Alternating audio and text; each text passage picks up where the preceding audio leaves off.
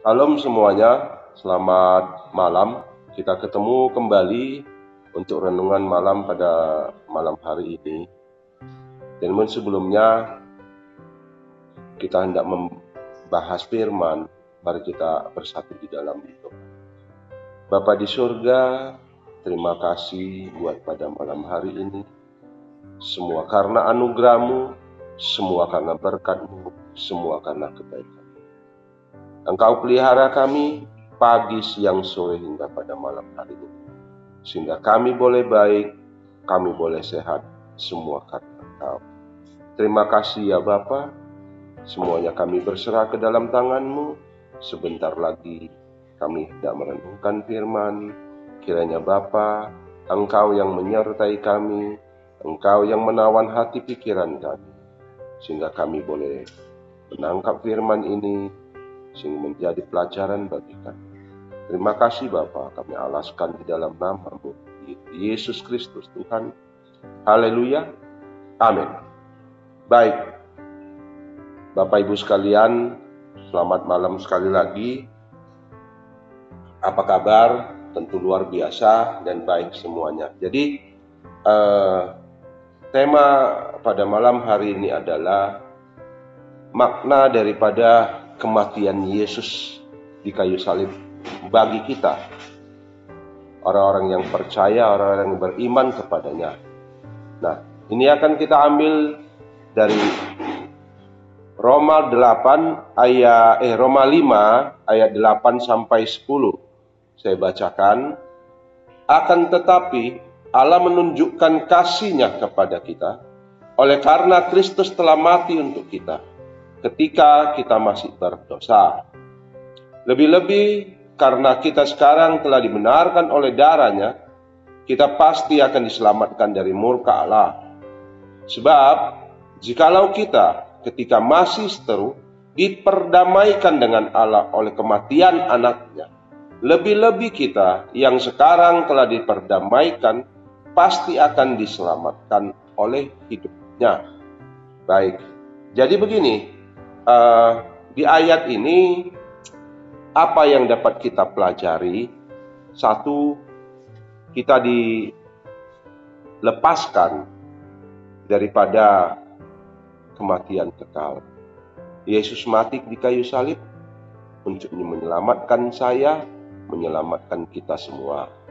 Lalu murka Allah nyata atas orang-orang berdosa. Itu tertulis di Roma 1 ayat 18. Jadi bagi orang-orang percaya, orang-orang yang sudah dibenarkan oleh Kristus Yesus, tidak perlu takut lagi pada murka ini. Sebab apa? Pembenaran Kristus lakukan menghadirkan berkat di dalam kehidupan orang-orang percaya, orang-orang yang dibenarkannya. Lalu apa saja berkat itu? Nah, ini yang mau kita pelajari, ini yang udah saya catat dari ayat ini. Dapat kita lihat di sini ada 5, ya. Lalu yang pertama, kita diperdamaikan dengan Allah.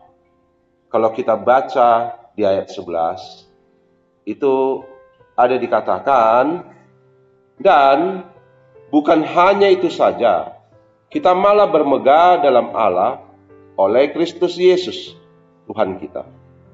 Sebab oleh Dia kita telah menerima pendamaian itu. Nah, di ayat 11 dikatakan, diperdamaikan, sehingga kita boleh menikmati damai sejahtera yang daripadanya. Lalu melalui kematian Kristus yang memperdamaikan manusia dengan Allah, jadi manusia itu mendapatkan pendamaian dan manusia mendapat berkat. Yang kedua, yaitu apa?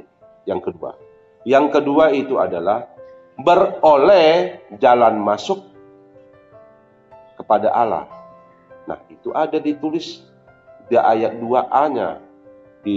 Kalau kita baca di atasnya itu, di ayat 2a-nya itu ada ditulis. Baik. Sebab itu, manusia tidak perlu lagi memakai perantara imam untuk datang kepada Allah. Karena kita sudah diperdamaikan, kita sudah bisa langsung. Tidak perlu lewat imam-imam seperti masa-masa lalu di perjanjian lama harus melalui imam lagi. Nah, ini kita sudah bisa langsung. Baik, dengan demikian terjadilah perjalinan persekutuan manusia dengan Allah. Oleh sebab itu, kita ada hubungan bisa langsung kepada Kristus yang sudah menyelamat kita. Sebagai penyelamat kita mati di kayu salib untuk menebus dosa-dosa kita. Bangkit daripada maut, mengalahkan maut dan hidup. Oleh sebab itu, kita memperoleh hidup daripada Allah. Lalu, yang ketiga, kita peroleh apa? Kita memiliki pengharapan.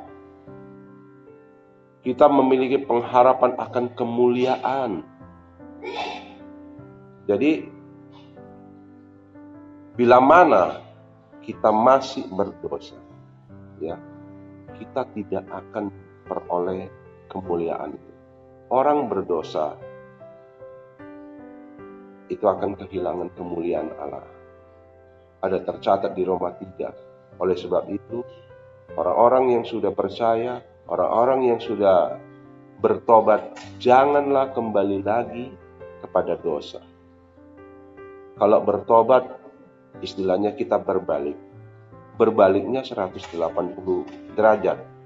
Jangan berbalik 360. Oke? Baik. Yang keempat apa? Memampukan orang-orang percaya untuk bersukacita bila mana ada penderitaan. Ya.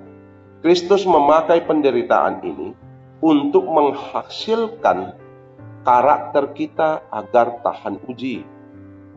Jadi, kita orang-orang yang percaya kepada Kristus tidak menjadi orang-orang yang gampangan lagi. Kita mempunyai Kristus Yesus yang memiliki kekuatan tanpa batas.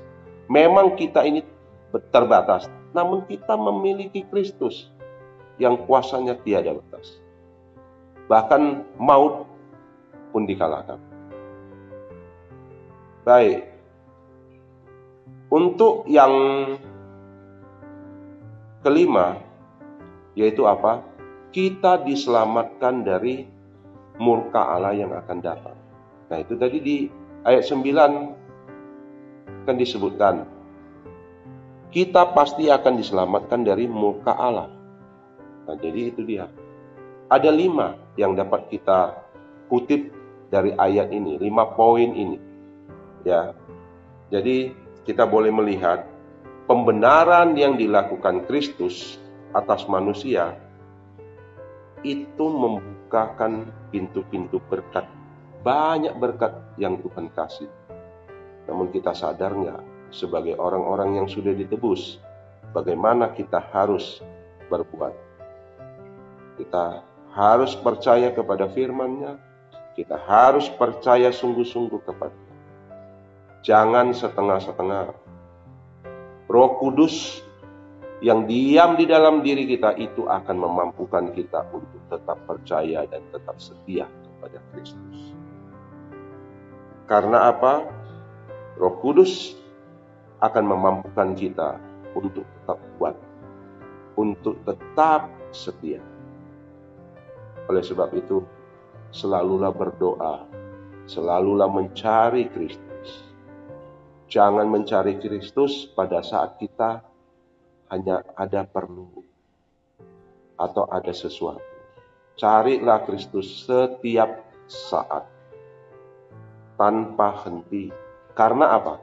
Karena Kristus ada bagi kita setiap saat dan Dia ada di dalam diri kita, yaitu Roh Kudus yang sebagai penolong bagi kita. Amin. Baik, mari kita bersatu dalam doa. Bapa, terima kasih hamba-Mu sudah menyampaikan firman. Hamba-Mu terbatas, namun kami memiliki Engkau yang tiada batas. Bapa, biarlah Engkau yang memperlengkapi kami. untuk mengerti lebih lagi. Terima kasih ya Bapa. Kami alaskan di dalam satu nama, yaitu Yesus Kristus Tuhan. Haleluya. Amin.